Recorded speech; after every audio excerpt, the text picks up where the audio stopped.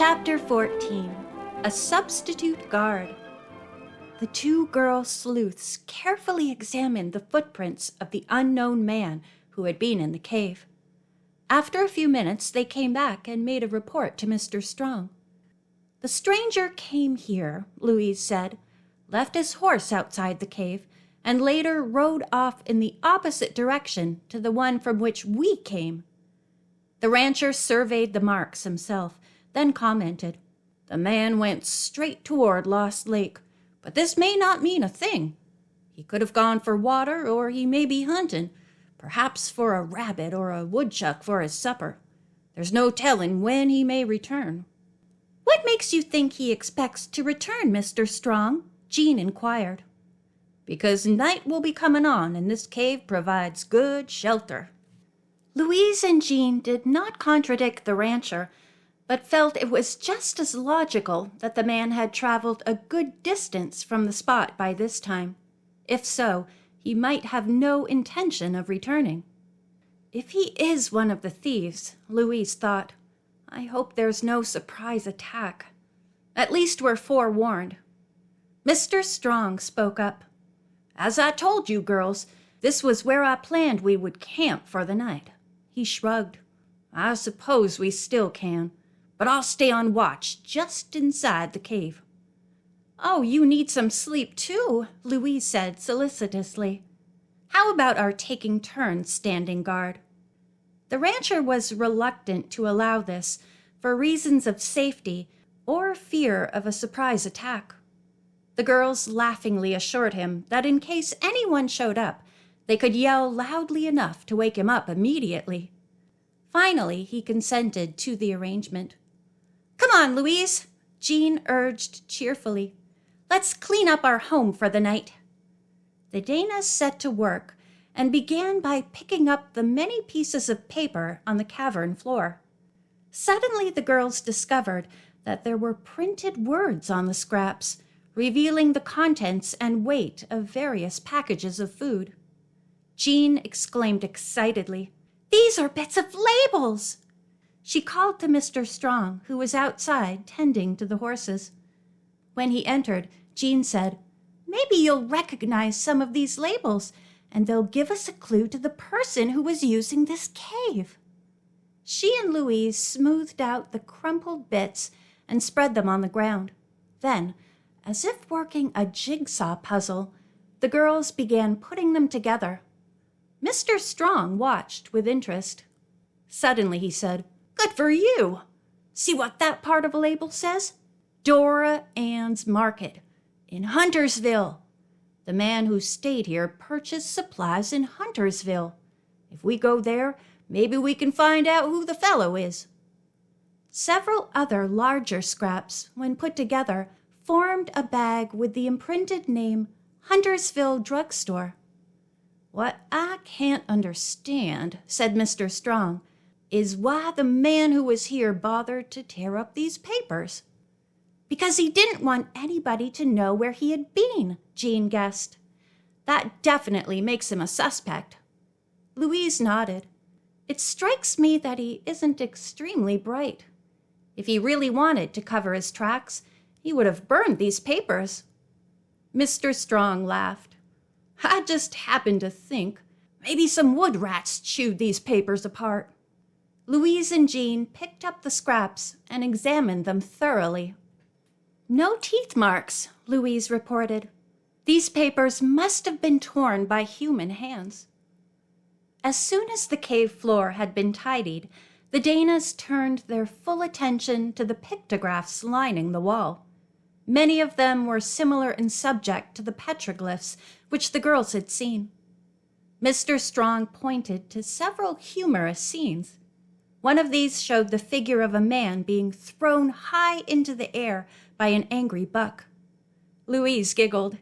"Jean, you ought to appreciate this scene. Looks as if he may be one of your ancestors," she teased. Jean laughed good-naturedly. "That makes him one of your ancestors, too. Don't forget," she countered, then added, "I didn't realize my thrilling ride on the U today was history repeating itself." Louise chortled, And here we are about to sleep in our ancestors' cave." The three companions continued to walk around, admiring the other pictures. All of a sudden, Jean said tensely, "Listen, I hear something outside." Both Dana's and Mr. Strong rushed to the opening of the cave. The two girls burst into laughter, but Mr. Strong looked provoked.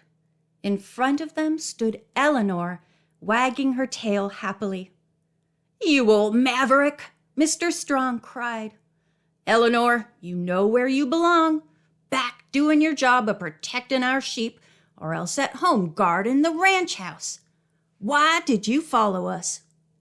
The dog looked crestfallen. She sat down on her haunches and hung her head dejectedly. The Danas felt sorry for the faithful animal.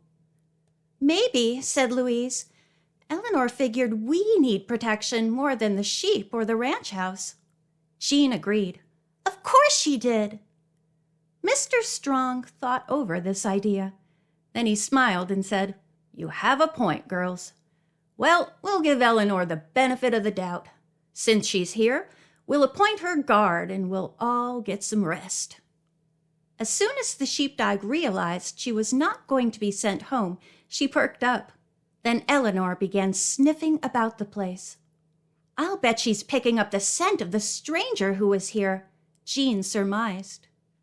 A little later, the travelers decided it was time for supper. First, the horses were given some oats and allowed to graze a bit. Mr. Strong had found a stream trickling down over the rock wall and led the thirsty animals to it for a drink. The girls, meanwhile, gave Eleanor some meat from the sandwiches. Afterward, the dog went off to hunt on her own. Finally, the girls and the rancher ate, then decided to stretch out in their sleeping bags. Eleanor returned and lay down at the opening of the cave, seemingly asleep, but the others knew she was alert to every sound. Louise and Jean, weary from their long ride, fell into deep slumber and did not awaken until the sun arose. Mr. Strong was already outside. He had fed the animals and packed his sleeping bag onto the pack horse. The girls prepared an appetizing breakfast of bacon, powdered scrambled eggs, biscuits, and tomato juice. Before they began to eat, Jean slipped a piece of bacon to Eleanor. "You're a wonderful guard," she said, patting the dog's shaggy head. "I don't know what to do about her," said the rancher. "Maybe we should take Eleanor along. On the other hand, she's really needed back at the ranch." Eleanor cocked her head, then gobbled a second piece of bacon Jean gave her.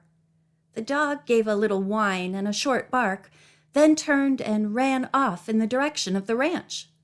Louise and Jean marveled aloud at the dog's intuition. Mr. Strong grinned. "Yes, she understands what I want," he said. "I'd be lost without her." The three riders soon were in the saddle to continue their trip. About an hour later, they came to a breathtakingly beautiful canyon.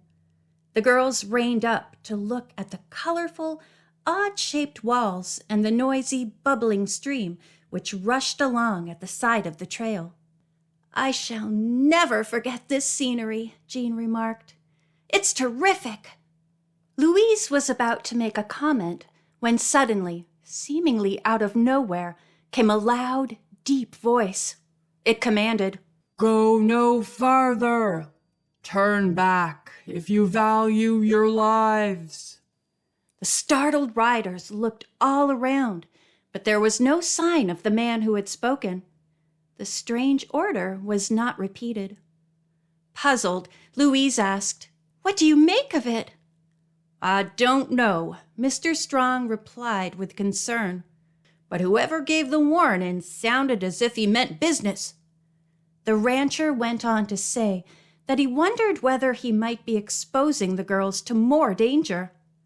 "I really feel I haven't the right to do so," he said. "We'd better turn back and head for the ranch." "And give up the hunt for Baron?" Jean was shocked by the suggestion. At that instant, a frisky squirrel ran directly in front of Ginger. The horse reared, and Louise was almost flung from the saddle. She managed to hang on, but when the horse came down on 4 feet, she bolted up the canyon from which they had just been warned to stay away. Louise pulled hard on the reins, but it had no effect on the frightened horse. Ginger galloped faster than ever. Jean and Mr. Strong immediately followed at full speed. Both were fearful that Louise might be thrown. Also, they were afraid she was headed for danger at the hands of the person who had called the strange warning. End of chapter 14.